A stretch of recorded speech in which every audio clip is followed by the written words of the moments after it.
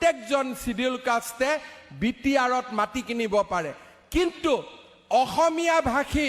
ব্ৰাহ্মণ এজনে বিটিআৰত মাটি কিনিব নোৱাৰে ঠিক সেই ধৰণে বঙালী ভাষী ব্ৰাহ্মণ এজনেও বিটিআৰত মাটি কিনাৰ কথাটো চিন্তা কৰিব নালাগে কৰো যে স্বাধীন ভাৰতত বাংলাদেশৰ পৰা অহা বঙালী হিন্দুসকলক কোনেও অন্যায় কৰিব নালাগে বঙালী হিন্দুসকলক আমি আদৰি ল'ব লাগে আজি আমি এটা অসমত এটা পৰিৱেশ নিৰ্মাণ কৰাৰ কামত যোৱা 2টা বছৰে আমি কাম কৰিছো যাতে অসমীয়া মানুহে আৰু বঙালী মানুহে পাৰ্থক্য নহয় সমন্বয়ৰ মাজেৰে কাম কৰে একেলগে থাকি কাম কৰে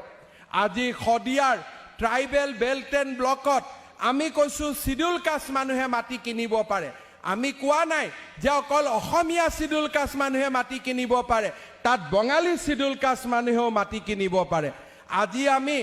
বিটিচিত যিসকলক আমি কৈছো যে ট্ৰাইবেল বেল্ট এণ্ড ব্লকত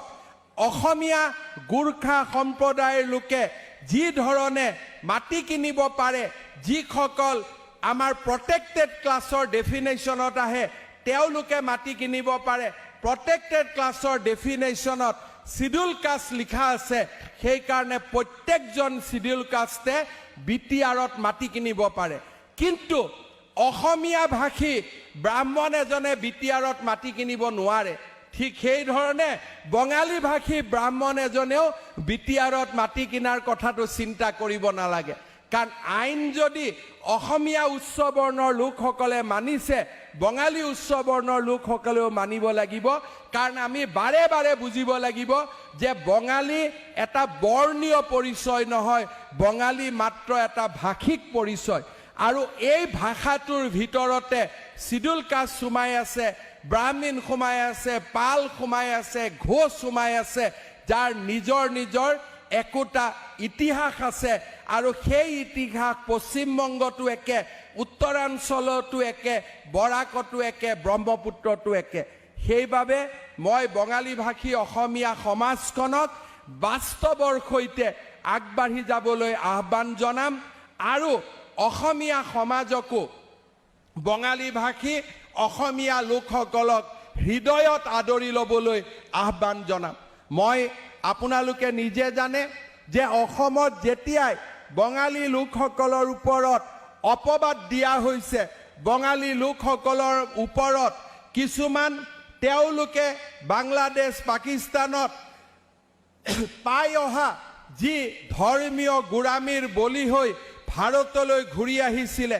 সেইসকলৰ ক্ষেত্ৰত আমাৰ দলে হওক মোৰে হওক আমি সদায় স্পষ্ট নীতি গ্ৰহণ কৰি আহিছো আৰু মই ব্যক্তিগতভাৱে বিশ্বাস কৰোঁ যে স্বাধীন ভাৰতত বাংলাদেশৰ পৰা অহা বঙালী হিন্দুসকলক কোনেও অন্যায় কৰিব নালাগে বঙালী হিন্দুসকলক আমি আদৰি ল'ব লাগে মই বিশ্বাস কৰোঁ যে সময়ৰ গতিৰ লগে লগে CA আইন যেনেকৈ পাছ হৈছে সুপ্ৰিম কোৰ্টৰ নঙলাৰ মাজেৰি এই আইনে ন্যায্যতা পাব আৰু সময়ৰ লগে লগে অসমত বাস কৰা ভাৰতত বাস কৰা বঙালী হিন্দুৰ সমস্যাসমূহ নোহোৱা হ'ব যেতিয়াই NRCৰ কথা আহে বঙালী হিন্দু লোকসকলে